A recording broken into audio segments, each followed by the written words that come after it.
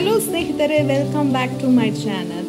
ಈಗಂತೂ ಮಳೆ ಎಲ್ಲ ಜಾಸ್ತಿ ಆಗಿರೋದ್ರಿಂದ ಈ ಶೀತ, ಕೆಮ್ಮು, ನೆಗಡಿ ಇದೆಲ್ಲ ಜಾಸ್ತಿ ಆಗಿದೆ. ಸೊ ಹಾಗಾಗಿ ನಾವು ಹಾಸ್ಪಿಟಲ್ಗೆಲ್ಲ ಹೋಗೋದಕ್ಕಿಂತ ಮನೆಯಲ್ಲೇ ಮದ್ದನ್ನು ಹೇಗೆ ತಯಾರಿಸೋದಂತ ನಾವು ಹೇಳ್ಕೊಡ್ತೇವೆ. ಸಿಂಪಲ್ ಆಗಿ ಕರಿಮೆಣಸಿನ ಒಂದು ಕಷಾಯ ಮಾಡೋದು ಹೇಗೆ ಅಂತ ನಾನು ಇವತ್ತು ತೋರಿಸ್ಕೊಡ್ತಾ ಇದ್ದೀನಿ.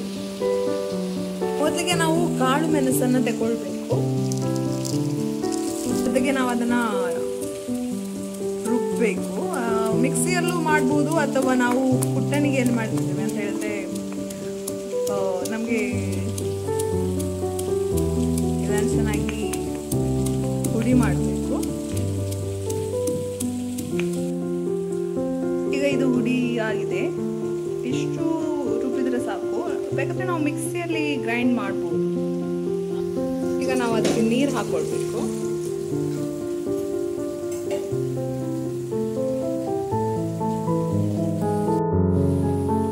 ನೀರು ಸ್ವಲ್ಪ ಕುದಿಬೇಕು. ಆ ಟೈಮಲ್ಲಿ ನಾವು ಏನು ಮಾಡಿದ್ದೇವಲ್ಲ ಹುಡಿ, ಅದನ್ನು ಹಾಕೊಂಡು ಬಿಸಿ ಮಾಡಬೇಕು. ಈಗ ಇದು ಸ್ವಲ್ಪ ಕುದೀತಾ ಇದೆ. ಇದಕ್ಕೀಗ ನಾವು ಏನು ಹುಡಿ ತಯಾರಿಸಿದೇವಲ್ಲ ಕರಿಮೆಣಸಿದ್ದು, ಅದನ್ನು ಹಾಕೊಳ್ಬೇಕು.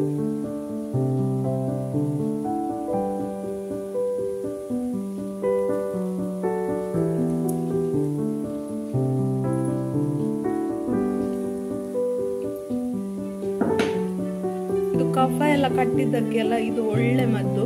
ವೀಕ್ಲಿ ನಾವು ಟ್ವೈಸ್ ಅಂತ ಹೇಳಿದ್ರೆ 2 ಸರ್ತಿ ನಾವು ತೆಗೊಂಡ್ರೆ ಸಾಕು, ಕಫ ಎಲ್ಲ ನಮಗೆ ಕರಗಿ ಹೋಗ್ತದೆ. ಸೊ ಹಾಗಾಗಿ ಇದೊಂದು ಒಳ್ಳೆ ಬೆಸ್ಟ್ ಮನೆ ಮದ್ದು ಅಂತಾನೆ ಹೇಳ್ತಿದ್ದು.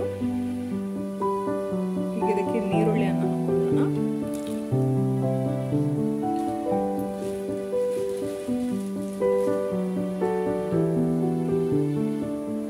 ಮತ್ತೆ ತುಂಬಾ ಖಾರ ಇರುತ್ತಲ್ಲ, ಸೊ ಹಾಗಾಗಿ ಅದಕ್ಕೆ ಒಂದು ಸ್ವಲ್ಪ ಬೆಲ್ಲ ಹಾಕೊಂಡು ಸ್ವಲ್ಪ ಕುದಿಬೇಕು.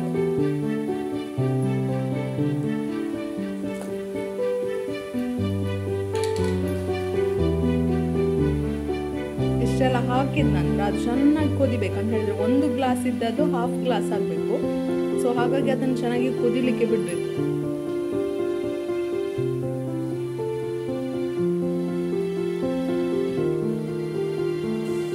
ನೋಡಿ, ಈ ತರ ಕುದಿಬೇಕು.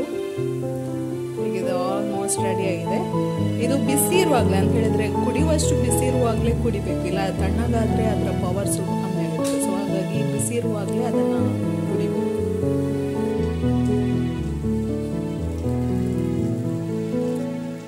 ಹಾಗೆಯೇ ಈ ಚಾನಲ್ನ ಫಸ್ಟ್ ಟೈಮ್ ನೋಡ್ತಿದ್ದೀರಾ ಅಂತ ಹೇಳಿದ್ರೆ ಸಬ್ಸ್ಕ್ರೈಬ್ ಮಾಡಿ, ಲೈಕ್ ಮಾಡಿ, ಶೇರ್ ಮಾಡಿ, ಕಮೆಂಟ್ ಮಾಡಿ ಅಂತ ಹೇಳ್ತಾ ಈ ವಿಡಿಯೋನ ಇಲ್ಲಿ ಮುಗಿಸ್ತಾ ಇದ್ದೀನಿ. ಎಲ್ಲರೂ ಹೆಲ್ದಿ ಆಗಿರಿ ಅಂತ ಹೇಳ್ತಾ